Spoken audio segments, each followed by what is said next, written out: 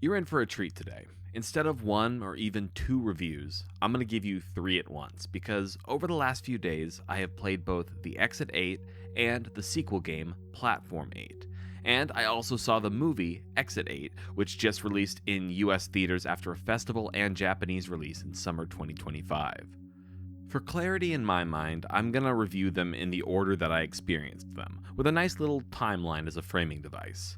We began on Friday night around 10 p.m. I already had tickets to go see Exit 8 the next day, but I had never played the game. I knew what the game was, and I had seen it around the internet from time to time, but I'd never played it. It just so happened to actually pop up while I was browsing games on PS Plus, and I figured to hell with it, might as well immerse myself in the world of the game before seeing the movie. So, I sat on the couch with my partner, and we went through the game.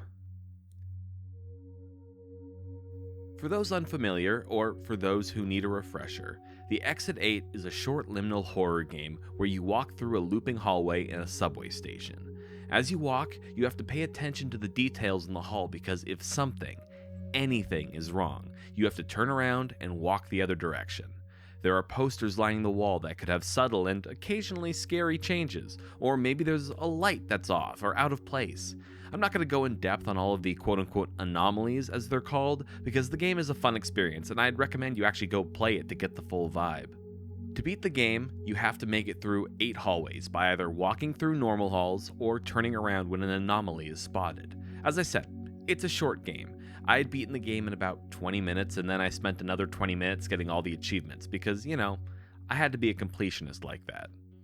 When it comes to horror games, I really love a good short experience. The hardest thing to do well in a horror game is to make your concept consistently scary for a long period of time. Games like Outlast or Amnesia, to me at least, lose their fear factor after the first couple of hours as you become accustomed to the horrors. That doesn't mean they are bad games, they just aren't as scary as they were when you first started playing. The beauty of the short horror game is that the scares, losing their oomph, is never a concern. They can just go off, be scary, and then you don't have to revisit them. With all that being said, I don't think the Exit 8 is a very scary game. It has moments that can make you jump a little, but I think it rides on the coattails of the expectation of scares that never really come. I think the thing that really makes it stand out for me is that I never really felt like I was in danger at all, because the moment something was off, or I saw something that could have been mildly scary, I just turned around and walked the other way and continued on my path. You don't have to face any obstacles, just turn tail and run. All in all, I do think the Exit 8 is a worthwhile game to play at least once, just for the fun experience. It reminded me a lot of 2010's horror gaming, like those Gmod horror maps, where you kinda just wander through and occasionally get jump scared. It's enjoyable and it doesn't overstay its welcome, and that is, I think, its strongest point. But how does a horror game that you can beat in 20 minutes translate into a 90-minute horror movie? Saturday at 12:45 p.m., seated in 2 aisle seats at a small local theater in Portland, Oregon. Sour Patch Kids in hand, my partner and I were ready for the movie, armed with the knowledge from going through the game the night before. I basically made my partner accompany me for all of this, so she has become a character in this review. I don't like to bury the lead when I review things, so I will come straight out and say, I enjoyed the movie. I enjoyed it so much that I would probably enjoy watching it again. Exit 8 is a surprisingly good adaptation that builds on the original game and adds a lot of character to what could be an extremely boring experience of watching someone play I Spy. The story follows the Lost Man, played by Kazunari Ninomiya, who is on a train when he receives a call from his ex-girlfriend, who tells him that she is pregnant. As he exits the train and wanders through the halls of the subway station, he eventually loses his way and ends up in the all-too-familiar looping hall from the game. From there, the premise is the same. Make it through the 8 halls, spotting anomalies until you escape. This section of the review will be spoiler-free. I will be discussing spoilers later on, but that section will be marked for you so you can avoid it if you want to see the movie before hearing my thoughts. I think Exit 8 did an incredible job capturing the feeling of the game. As the Lost Man makes his way through the halls, the use of long, steady shots without cuts, following him in third person as he turns corners and moves through the halls, feels so unbelievably smooth. The film also uses some really fun changes of perspective. The opening minutes of the movie are all shot in first person perspective, so you really get inside the lost man's head leading up to getting lost in the loop. There are other times when we follow him with the camera pointed directly at his face, so we can just see him walking towards the camera and everything that's happening behind him, which leads to some wonderful dramatic irony as the audience is then able to notice anomalies that the lost man has actually missed. The movie also builds off the game by expanding on certain elements, including the game's one other character, the Walking Man. I didn't mention him in my review of the game, but the Walking Man is a feature of the loop. A man in a dress shirt carrying a briefcase and a phone who walks to the end of the hall before stopping. Occasionally, he's the source of an anomaly in the game, but other than that, he's just a feature. The movie gives the character a lot more life, with a really fun performance by Yamato Kochi. Again, I won't say too much because I don't want to spoil things, but he was probably one of my favorite parts of the movie, and his performance is just really enjoyable. The movie meanders its way along, and I do mean meanders because it can feel slow at times, but I don't really mind that, but other people may get annoyed with it, so fair warning there. It does fall into some particular traps that come from adapting the game into a movie form. In the game, you experience the anomalies in first person, meaning you are the one seeing them happen.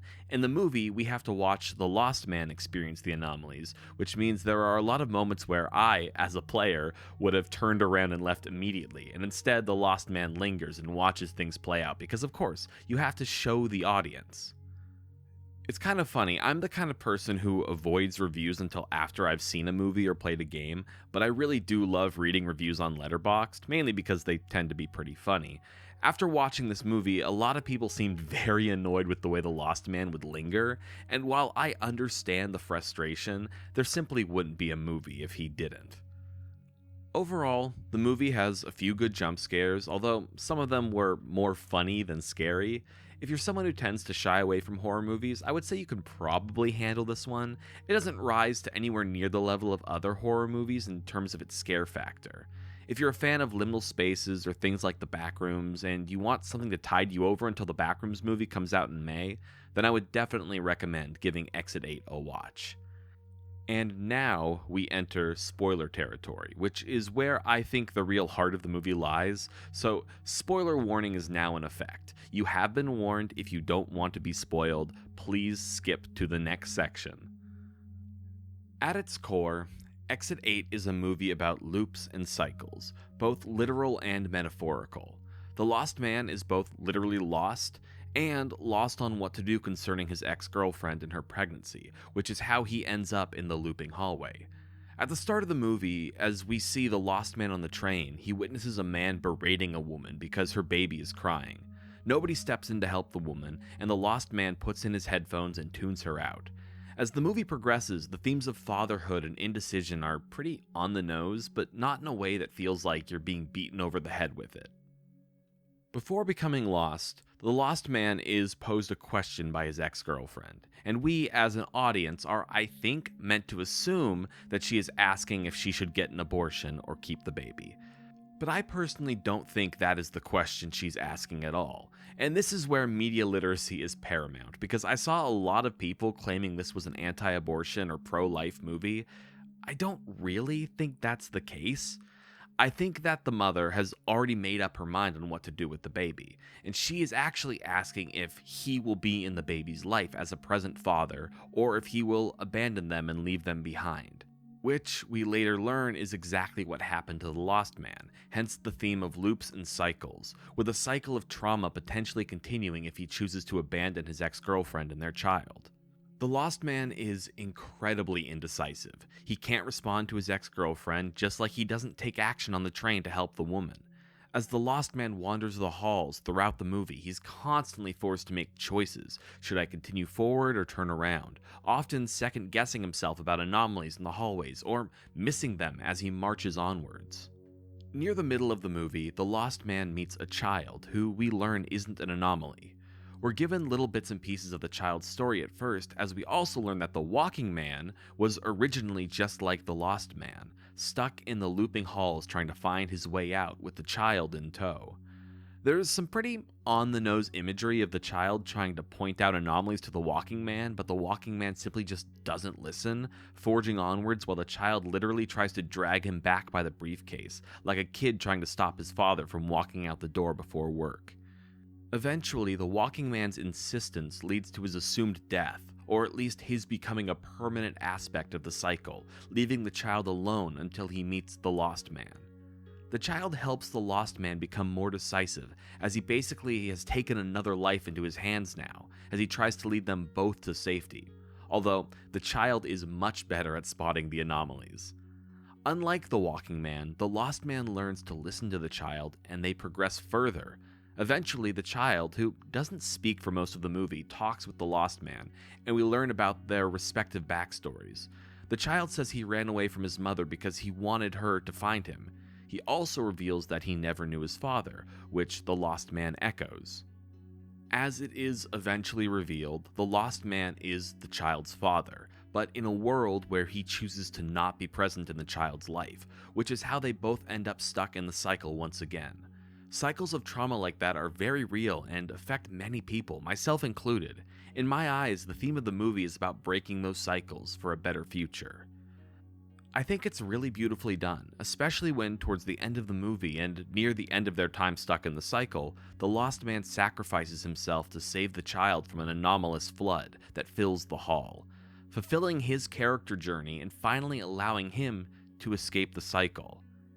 After the flood, we watch the child make his way down one final hallway and out of the exit, and in the same shot, we then see the lost man emerge at the start of the hall, following in the child's footsteps, more sure of himself and able to press on, and finally leave the cycle behind.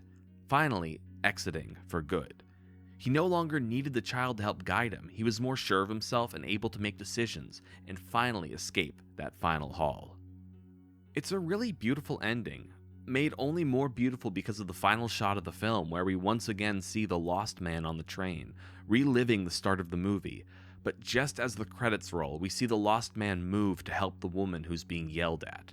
The looping hallway, at least in my interpretation, is nothing more than a figment of the lost man's imagination, as a way to finally grow up and stop those cycles of trauma that happen in life. I'll say it again, I really liked this movie. I don't think it's perfect, and I can understand a lot of the gripes with it, including some weird pacing or some character moments that seem strange, but that's okay. I would much rather watch a movie that stumbles its way to an important and fairly well thought out lesson than one that stumbles its way to nothing. It also did a great job of taking a piece of art and expanding on it, while also paying respect to the origins and feeling of the game. Too often, movie adaptations of video games completely throw off what makes them so special. I'm looking at you, Super Mario Bros. From 1993, also Monster Hunter, Return to Silent Hill, and several Resident Evil movies. I could really go on, but for now I won't. Finally, Saturday night. My band had just played a gig in North Portland, but I felt the need to finish my own cycle and play Platform 8. So, back on the couch, my partner and I went, and this time I bought the game for $4, which in hindsight seems like a pretty reasonable price. Similar to the Exit 8, Platform 8 continues the use of cycles. This time, you're making your way through a train that seems to loop forever. The difference here, though, is that instead of playing I Spy and looking for anomalies before deciding to turn back, you have to solve the anomalies and pay attention to your surroundings before progressing forwards. The game takes a more active approach than its predecessor. Sometimes you run into obstacles that you have to work your way around, maybe an enemy that you have to skirt around before racing onto the next train car, or a creepy little girl that you have to play hide and seek with. I found Platform 8 to be easier than the Exit 8, mainly for the fact that you can't miss a tiny anomaly and then have all of your progress reset. You simply continue walking forwards and you will always know when an anomaly is present, and then it's up to the player to solve the puzzles to ensure progress. The fact that the game is easier doesn't necessarily make it more enjoyable or better though, it's just a different kind of enjoyment. I think both games are well done and play to different strengths. Once again, it only took about 40 minutes to get every achievement in the game, including finding all of the anomalies and experiencing a few different endings. For a short horror experience, I was quite happy with Platform 8. It managed its scares well and definitely made me jump a few times. I think all in all, it was a little scarier, but that's only because of their higher usage of jump scares or shocking elements. If you're looking for a good way to spend a few hours, I don't think you can really go wrong with either one of these games. Just play them both back to back and then watch the movie to get the full experience, and I don't think your time will be wasted. I'd especially recommend them both for fans of liminal spaces, puzzles, and light horror. I don't usually tend to make reviews this long or this quickly, but I actually sat down to make this review and the words just kind of came pouring out, so I got it done in just a day. I think that is also a good mark of how much I enjoyed the full experience.